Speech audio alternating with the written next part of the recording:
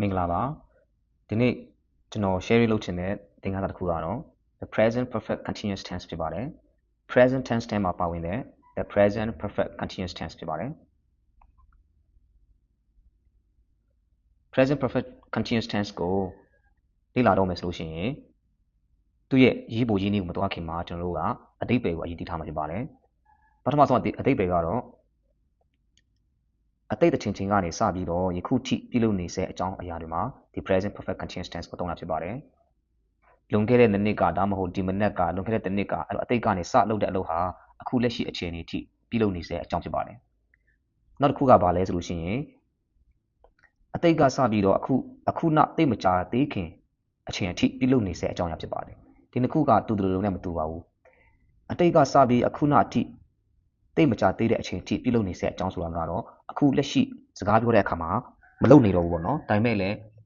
အခုနောက်အထိလုပ်နေဆဲဖြစ်တယ်ဆိုတာကိုအခုကြည့်လိုက်တဲ့အခါမှာတိတာနေတာပေါ့နော်အဲ့လိုမျိုးအကြောင်းအရာဖြစ်ပါတယ်ကျွန်တော်တမနက်လုံးအလုပ်လုပ်နေတာဖြစ်တယ်ပြောတဲ့အခါမှာ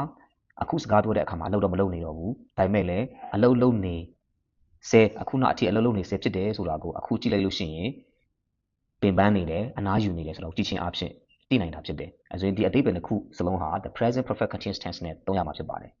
အဓိပ္ပာယ်သိပြီဆိုလို့ရှိရင်ကျွန်တော်တို့ကရေးပုံရင်းနည်းကိုတွားရမှာဖြစ်ပါတယ်သူဘယ်လိုရေးရမှာလဲဘယ်လိုပြောရမလဲဆိုတဲ့ပုံစံပေါ့နော်ပုံစံကတော့ဒီလိုဟုတ်ပါတယ်နော်စစချင်း subject ထည့်မယ် subject နော်ဒီအလုပ်ကိုလုပ်တဲ့သူ subject တမို့အကြောင်းအရာပေါ့နော်ကိုဘာအကြောင်းပြောချင်တယ်လဲဒီအလုပ်ကိုလုပ်တဲ့သူတယောက်တည်းမှာထည့်ရမှာဖြစ်ပါတယ်ပြီးလို့ရှိရင် has have ဒီ has have ထည့်ပေးရမယ်နော် has have has က singular ဖြစ်ပြီးတော့ have ကတော့ plural ပေါ့နော်ပြီးလို့ရှိရင် been ပါရမှာဖြစ်တယ်ပြီးလို့ရှိရင်အဓိက verb ဖြစ်တဲ့ verb ကို verb ing ပြောရမှာဖြစ်ပါတယ်ပြီးလို့ရှိရင် object တွေပါရင်ထည့်မယ်မပါရင်မထည့်ဘူးပေါ့နော်ပြီးလို့ရှိရင်အချိန်တွေပေါ့နော်အချိန်တွေကတော့ဒီမှာအများဖြစ်တော့အခုနပြောသလိုမျိုးကြာချိန်ကိုပြောပြနိုင်တဲ့စလုံး for သုံးရတယ်တချင်းချင်းကတဲ့ကဆိုတဲ့စလုံး since ကိုသုံးလို့ရတယ်ပေါ့နော်တခြားစလုံးလည်းသုံးလို့ရတာပေါ့အခုဒီအများဖြစ်သုံးတာကတော့ for နဲ့ since ကိုသိရမှာဖြစ်ပါတယ်ကဲဆိုရင်မှတ်ထားရမှာက subject လာမယ် has have လာမယ်ပြီးလို့ရှိရင် been လာမယ်ပြီးရင် ing အဓိကတော့အဲ့ဒီအထိမှန်ရမှာဖြစ်ပါတယ် subject singular ဆိုရင် has ကိုသုံးပြီးတော့ subject plural ဆိုရင် have ကိုသုံးမှာဖြစ်ပါတယ်ပြီးလို့ရှိရင် been ပြီးလို့ရှိရင် verb ကို ing ရအောင်ဖြစ်ပါတယ်ပြီးရင် object adverb အဲ့လိုပေါ့နော်နမူနာဝတ်ကြလို့ကြည့်ကြည့်အောင်ပေါ့နော်I have been learning English for 6 months အဲ့လိုပြောတဲ့အခါမှာ have been learning ဒီ have been learning ဆိုတာ present perfect continuous tense ပါပဲเนาะကျွန်တော်အင်္ဂလိပ်စာလေ့လာနေတယ်တဲ့เนาะအင်္ဂလိပ်စာလေ့လာနေတာပဲပြောတာမဟုတ်ဘူးသူကအင်္ဂလိပ်စာလေ့လာနေတာဟာ for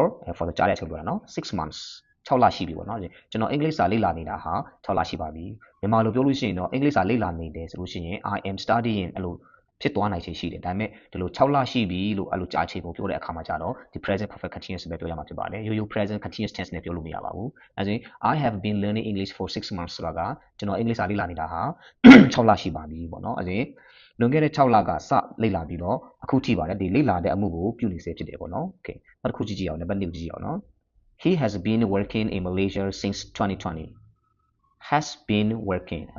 working ဆိုတာကတော့ present perfect continuous tense ပါပဲเนาะ he က singular ဖြစ်တဲ့အတွက်ကြောင့်မို့ has သုံးလိုက်တာပါเนาะသူမလေးရှားမှာအလုပ်လုပ်နေတာပေါ့เนาะ2020ကတည်းကဖြစ်ပါတယ်ပေါ့เนาะဒီမှာ since သုံးထားတယ်ဆိုတာကတော့ကတည်းကပြောချင်တာပေါ့เนาะအခုန for ကျတော့ကြာချင်းပေါ့เนาะဒါကတော့စတဲ့အချိန်ပြောတဲ့အခါသုံးရတာဖြစ်ပါတယ်2020ကတည်းကသူဟာမလေးရှားနိုင်ငံမှာအလုပ်လုပ်နေတာဖြစ်ပါတယ်တဲ့เนาะလုပ်နေခဲ့တာမဟုတ်ဘူးเนาะအတိတ်ကမဟုတ်ဘူးအခုထိလုပ်နေစေအကြောင်းဖြစ်ပါတယ်ဒါเนาะ okay ဟုတ်ပြီအဲ့လိုဆိုလို့ရှိရင်နောက်တစ်ခုသွားကြည့်အောင်เนาะနောက်တစ်ခုဥပမာနံပါတ်3ကြည့်ကြည့်အောင် Why are you so tired ဒါတယောက်မေးလိုက်တာပေါ့နော်နေဘာကြောင့်အဲ့လောက်ပင်ပန်းနေတာလဲဘာကြောင့်မောပန်းနေတာလဲလို့မေးလိုက်တဲ့အခါမှာ I have been running ဒီမှာ I have been running ပြောတဲ့အခါမှာဒီမှာ present perfect continuous tense ဖြစ်ပါတယ်ဒီမှာသူမေးလိုက်တဲ့အခါမှာအဖြေဖြေတဲ့သူကတော့မပြေးနေတော့ဘူးเนาะပြီးတာကနားလိုက်ပြီဒါပေမဲ့အခုနဒါဒုတိယအတိတ်ပဲဟုတ်တယ်เนาะဒီ3နဲ့4ကဒုတိယအတိတ်ပဲဟာဖြစ်တယ်အခုနတိတ်မကြသေးခင်အချိန်အထိသူကပြေးလာတဲ့အတွက်ကြောင့်မို့ပင်ပန်းနေတာဖြစ်တယ်အဲဆိုသူ့ကိုကြည့်လိုက်ခြင်းအားဖြင့်ပင်ပန်းနေတာကိုကြည့်ခြင်းအားဖြင့်သူကအခုနတိတ်မကြသေးတဲ့အချိန်အထိသူပြေးနေစေဟုတ်တယ်ဆိုတာကိုသိတာဖြစ်တယ်အဲဆိုဒီစာကြောင်းအတိတ်ပဲကတော့အခုတော့မပြေးနေတော့ဘူးဒါပေမဲ့အခုနအထိသူကပြေးနေစေဖြစ်တယ်ဆိုတာကိုပြောပြတာဖြစ်ပါတယ်ဆို Why are you so tired နေပါကြောင့်အရင်ပင်ပန်းနေတာလဲ I have been running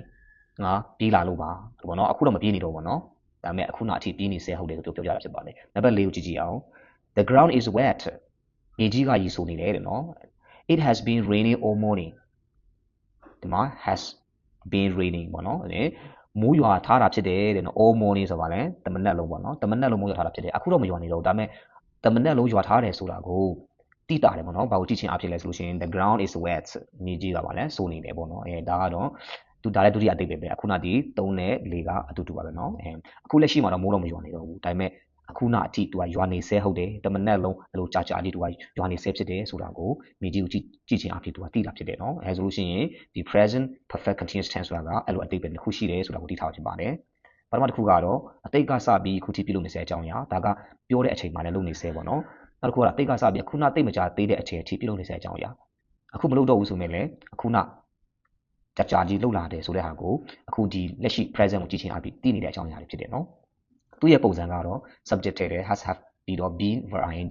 object ပိုင်းထည့်မယ် adverb ထည့်မယ်အဲ့လိုပေါ့နော်ဒါအဲ့လိုပုံစံဖြစ်ပါတယ်ဒီမှာနမူနာဝါကျတွေကိုထည့်ကြည့်ပြီးတော့ပြန်လေ့လာကြည့်လို့ရတယ်ပေါ့နော် okay ဆိုရင်ဒီနေ့သင်ခန်းစာကတော့ the present perfect continuous tense ဖြစ်ပါတယ်ကျေးဇူးတင်ပါတယ်